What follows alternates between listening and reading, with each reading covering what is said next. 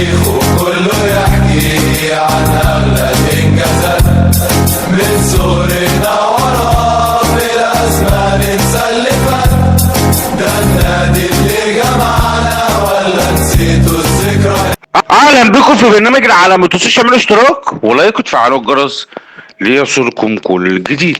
فيديو النهارده عن تامر البدوي. يعني حقيقة انا معرفش مين تامر البدوي ده. يعني عرفته في الاواخر ان هو كان بيتكلم بطريقه بشعه، لكن الاساس اصلا معرفوش ده اصلا. طب مين تامر البدوي ده؟ انا معرفوش اصلا. يعني مين ده اصلا؟ انا معرفوش.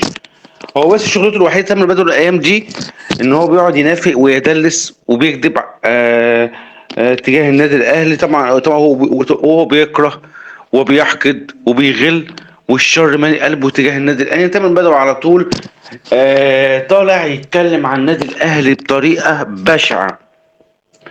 ما بيتكلمش في فنيات ولا كوره والكلام ده، بس هو بيتكلم عن النادي الأهلي بطريقه بشعه.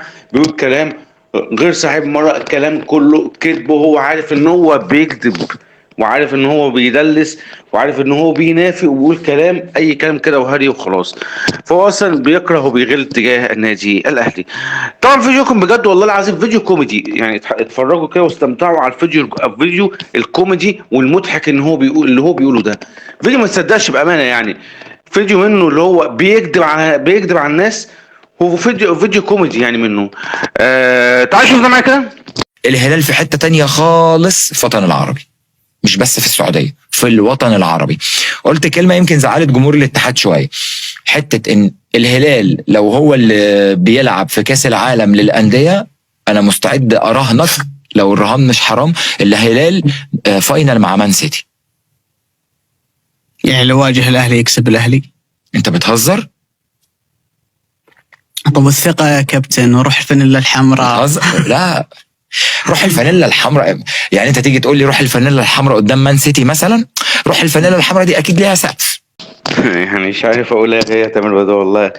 كذب بمعنى الكلمة منك. يعني كذب بطريقة بشعة للغاية. عايز اقول لك حاجة يا تامر بدو. يعني انت بتقول على الهلال السعودي، مع كامل احترامنا ليه، كامل احترامنا طبعا لفرقة الهلال السعودي. آه انت بتقول الهلال السعودي في حتة ثانية خالص، ولو لعب مش عارف مين هيلاعب مان سيتي في النهائي. وزي جه سأله قال له مش عارف ايه، قال له انت هتهزر؟ يعني ايه هتهزر يا تامر بدوي؟ نادي الاهلي كبير. يعني ايه هتهزر يا تامر بدوي؟ يعني ايه هتهزر؟ مش الاهلي ده كسب بالهلال؟ وانا متهيألي فكرني كده يا تامر بدوي.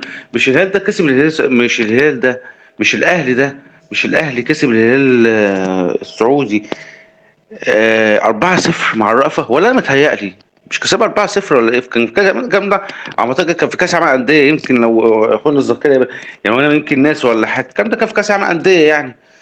ولا انا متهيألي بقى يا تامر بدوي؟ طيب انت بتقول روح الفنانة الحمراء ليها سقف. والله انت غير محترم بالمرة. غل وحقد تجاه النادي الاهلي بطريقة بشعة. مفيش حاجة اسمها سقف ومش سقف والكلام ده. روح الفنانة الحمراء بقى تواجد في اي حتة. النادي الاهلي لو انت مش عارف تاريخه كويس يا تامر يا بدوي، النادي الاهلي لاعب ريال مدريد كان هيكسبه. النادي الاهلي اللي انت بتقول عليه مش عارف ايه، روح الفنانة الحمراء ملوش سقف، كسب ايسي روما في ماتش معروف ومشهور. النادي الاهلي اللي انت تتكلم عليه كسب فرق كتير جدا وعمل منتشر قدام فرق جامده جدا. اللي انت بتقول روح الفنانة الحمراء دول سقف. انت بتسخر وبتتريق وبتتكلم بطريقه مش كويسه وبطريقه غير محترمه منه يعني. فمعلش في اخر الفيديو عايز اقول مين تامر بدوي ده؟ مين ده؟ مين تامر بدوي ده اللي اصلا يقول النادي؟ مين ده؟ انت مين انت يا تامر بدوي؟ انت مين؟ انت مين انت من الاساس اصلا؟ مش تقول النادي الاهلي يروح فين حمرا ليه سقف؟ هو ده كلام ناس محللين؟ هو ده كلام ناس عاقلين؟ في ناس بتفهم، كلام ناس، لا ناس عاقلين والكلام ده. روح الفرقة حمراء تواجد حتى لو مع نادي عالمي معروفة، ده يروح الفنانة وشخصية النادي الأهلي. لكن ما تجيش يقول ليها سقف. ايه ليها سقف؟ ايه اللي ليها سقف؟ مش فاهم.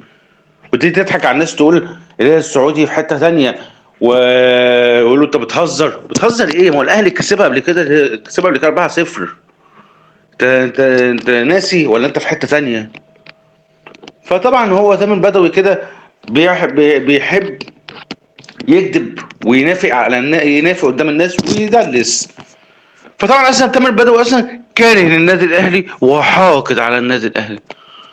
تامر بدوي اعرف حجمك قبل ما تتكلم عن النادي الاهلي. استني في حلقه بكره من برنامج العالمي. السلام عليكم. وارجع فرحان